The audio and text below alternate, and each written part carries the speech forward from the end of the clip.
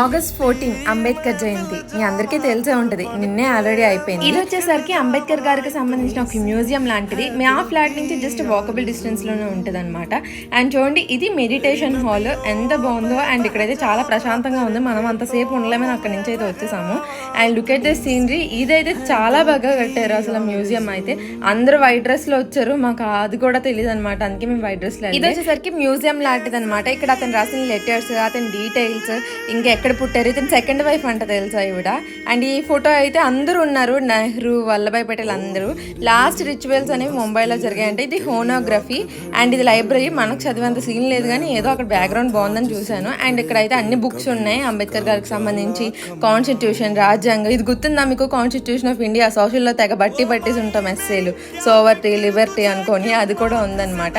And ఇది అతని voice మనం వినొచ్చట. ఇక్కడ లంచ్ కూడా పెట్టారు. And that's it for this video. Bye guys.